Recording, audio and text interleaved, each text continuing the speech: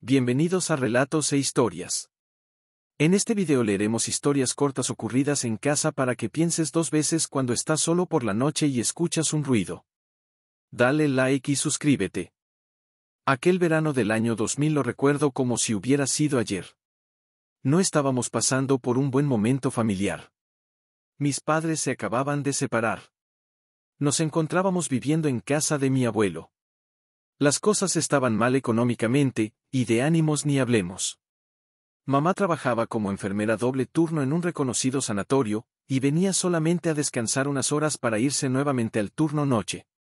Mis hermanos también estaban tristes y desgranados por toda la situación. En la misma casa vivía mi tía, la hermana de mi mamá.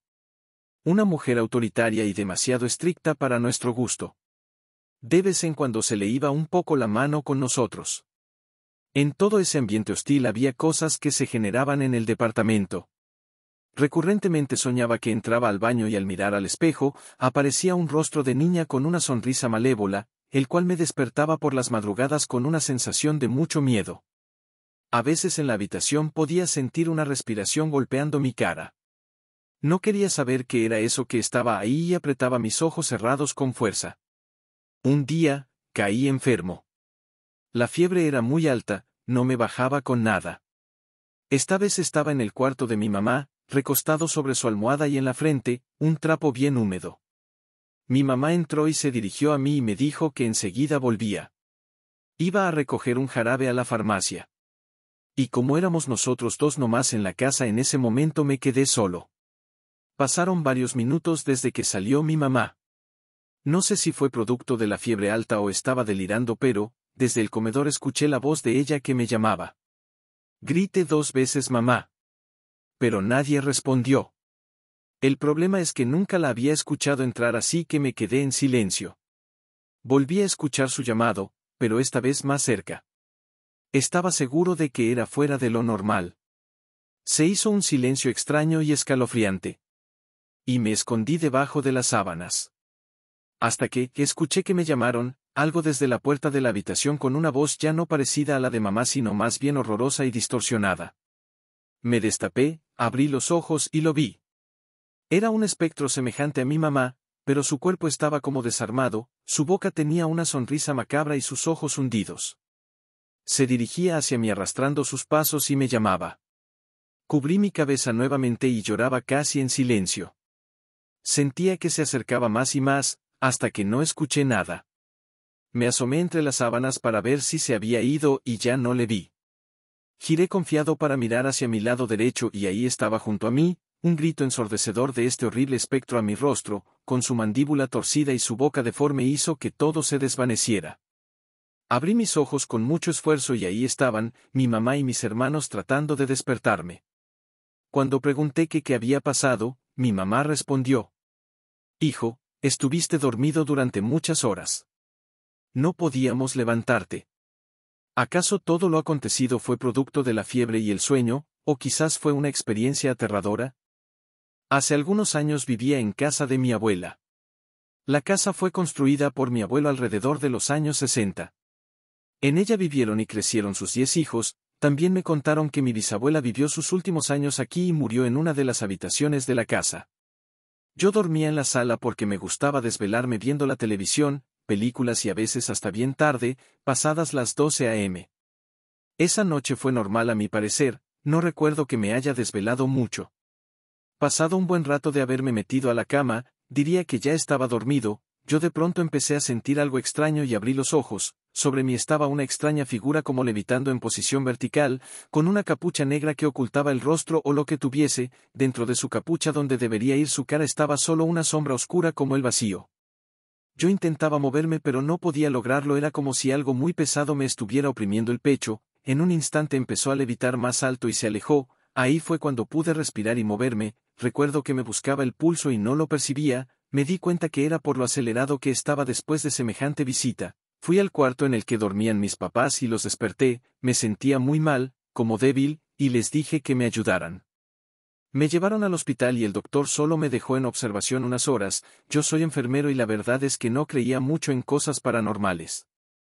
Por la mañana ya más calmado le platiqué a mi hermano y él me dijo que le contara a mi cuñada. Resultó que ella cuando se quedaban en la casa sentía esa presencia y sabía que estaba algo sobre ella, pero no quiso abrir los ojos. Un vecino experimentó lo mismo, pero en el caso de él solo miró la silueta en la ventana. He sabido que algunas personas han tenido estos encuentros por relatos que he leído y en todos estos casos hablan de este ente que de cierta manera drena energía. No lo quiero atribuir a algún ente o espectro en la casa por mi escepticismo, pero es un caso que recuerdo con miedo cuando se cruza por mi mente. Cuéntame si tienes alguna historia con algo parecido a lo que viví. Esta es una historia real, ocurre en Caracas, Venezuela, en una zona residencial del este de la ciudad llamado Terrazas del Ávila. Mari y su hija estaban buscando un apartamento para mudarse. La casa donde vivían había sido gravemente afectada por las fuertes tormentas sufridas a fin de año y se habían mudado a un hotel. Necesitaban urgentemente donde vivir, pues mantenerse en los hoteles es costoso, y estaban a mediados de diciembre, con todo el mundo a punto de irse a disfrutar de las vacaciones de fin de año. Se despiertan temprano en la mañana a revisar los clasificados en la prensa, si esos antiguos clasificados de prensa que pueden ver en películas de los 90, que es precisamente el tiempo donde ocurre esta historia. Ellas entre todos los anuncios consiguen lo que consideran el apartamento perfecto, en Terrazas del Ávila, 2 habitaciones, 2 baños, el cobro mensual era relativamente bajo. Llaman por teléfono apresuradamente, con tal de evitar que alguien más lo alquile primero.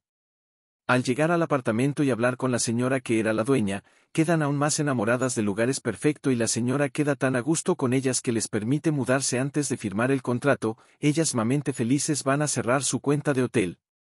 Los primeros días en el edificio se presentaron a sus vecinos, que las recibían con curiosidad y asombro. Muchos preguntaban si realmente se estaban mudando al apartamento 2A, a lo que siempre respondían, sí. En un primer momento no parecieron extrañarse de las constantes preguntas.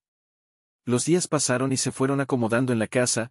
Casi 10 días después de que se mudaron formalizan el contrato de alquiler ante las autoridades. La señora dueña de la casa al momento de firmar les pregunta un poco preocupada, ¿todavía quieren el alquiler, verdad? Ellas sonriendo dicen, por supuesto, somos personas de palabra. Consideran que la señora estaba preocupada porque podrían cometer algún acto desleal antes de firmar, como era común en esos días.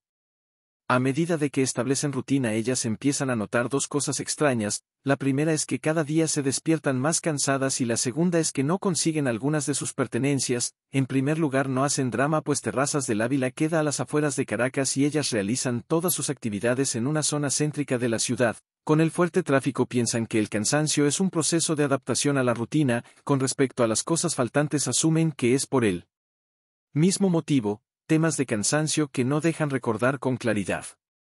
Las semanas se transforman en meses y aún no se adaptan a su nueva rutina. Constantemente están cansadas y de mal humor, y empiezan a notar extraño que al menos una vez a la semana algún vecino les pregunta si se han adaptado bien o algo por el estilo.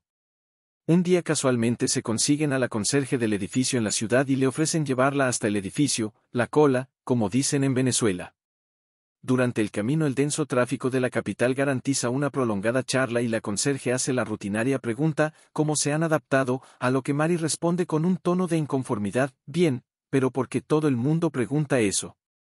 A lo que la conserje responde, señora Mari, no se moleste por favor, pero lo que pasa es que en ese apartamento desde la tragedia nadie dura.